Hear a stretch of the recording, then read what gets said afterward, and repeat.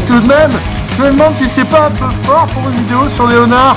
Ouais, c'est pas faux, c'est pas faux. Ouais, attends, ici. Bon, attends, je vais regarder. Tiens, ça, t'en penses quoi, ça? Ouais, c'est cool, ça. C'est cool, mec, c'est du reggae, mec. Non, mais on va peut-être pas non plus... Y a pas autre chose? Non, mais sérieusement, il y a des gens qui regardent. Oui. Il n'y en a pas beaucoup, mais il y a des gens qui regardent quand même. C'est pas mal. Enfin, arrêtez un peu. Ouais, bah sinon j'ai ça. Ouais, bah écoute, c'est pas mal, ça fait un peu Puy du Fou, c'est pas mal. Allez, vendu.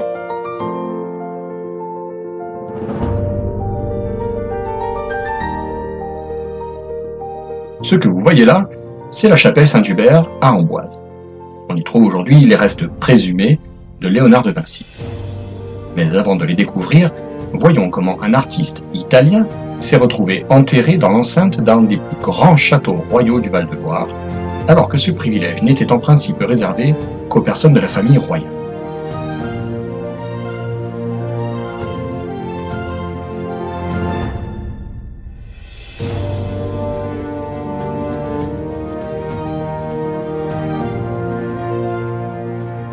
En 1516, Léonard est exténué.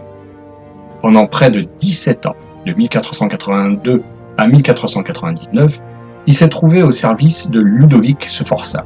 Enfin, Lodovico Sforza, dit Lodovico il Moro, Ludovic le Mort.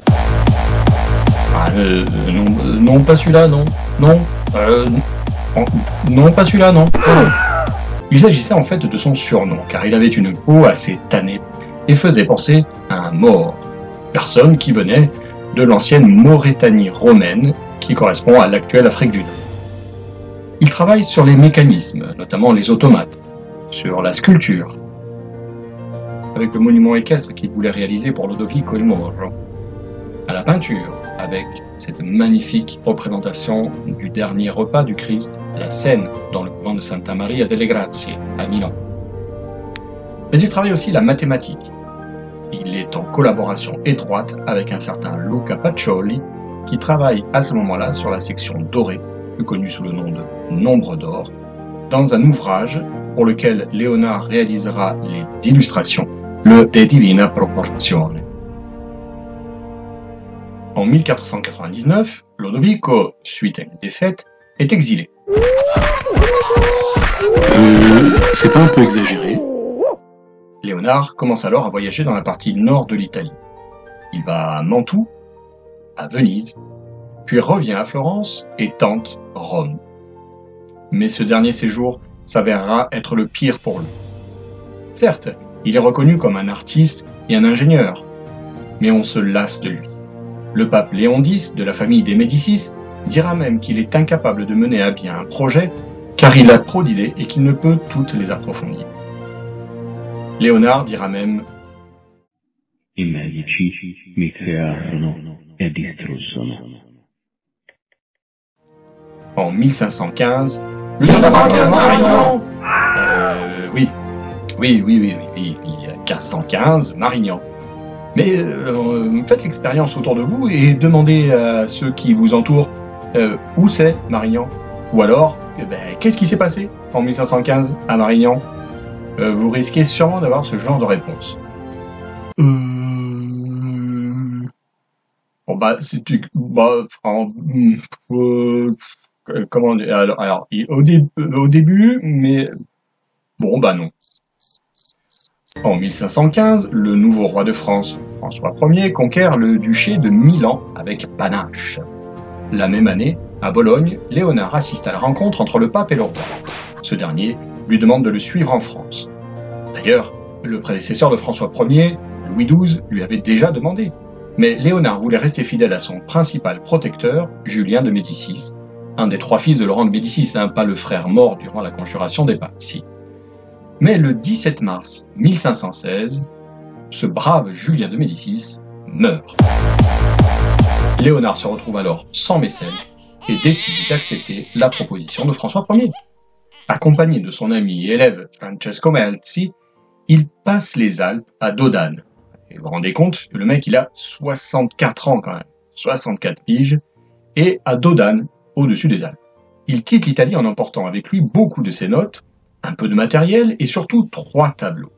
La Sainte-Anne, le Saint-Jean-Baptiste et bien sûr la Joconde, raison pour laquelle elle se trouve au Louvre et non en Italie. Il arrive alors à Amboise, ville et château dans lequel François Ier a grandi pour une partie de sa jeunesse. Celui-ci lui donne la demeure du Clos, appelé aujourd'hui le Clos Lucé. Il a tout le confort, une belle chambre, un atelier rien que pour lui, un grand parc, mais surtout il a des entrevues, ou plutôt des discussions presque quotidiennes avec le roi, qui, ayant perdu son géniteur à peine 2 ans, le fameux Charles d'Orléans, comte d'Angoulême, appelle Léonard « mon père ». Le monarque a un immense respect pour Léonard, et lui laisse absolument faire tout ce qu'il veut. Mais si le génie italien est fatigué et âgé, sa sagacité ne l'a pas quitté, et il travaille d'arrache-pied à des projets, en particulier architecturaux, notamment pour la cité royale de Romorantin, qui ne verra malheureusement jamais le jour. On lui attribue bon nombre de projets, peut-être même un petit peu trop, et une certaine mythification de Léonard. Parmi ces projets, il y a celui du château de Chambord avec son fameux plan à croix grecque et surtout son escalier à double révolution. Non, là c'est pas la bonne époque en fait, c'est la révolution du tour, en fait, bon tant pis. Le 2 mai 1519, Léonard s'éteint sûrement des suites d'un accident cardiovasculaire soudain. Alerte spoil, alerte spoil. Giorgio Vasari, le premier grand historien de l'art du XVIe siècle, fait mourir Léonard dans les bras de François Ier. Bien des années plus tard, François-Guillaume Ménageot va d'ailleurs illustrer ce moment. Son tableau va connaître une telle notoriété que tout le monde s'imagine Léonard mourant dans les bras de François Ier. Mais les faits sont différents. François Ier était en fait à Saint-Germain-en-Laye en train d'assister sa femme, la reine Claude, qui était en train tout simplement d'accoucher du futur roi Henri II. Conformément à ses dernières volontés, il avait rédigé son testament 1 semaine plus tôt sentant la mort venir, il reçoit l'honneur d'être enterré dans l'enceinte du château, dans la collégiale de Saint-Florentin. Après la Révolution française, la collégiale, dans un piteux état, est détruite en 1807.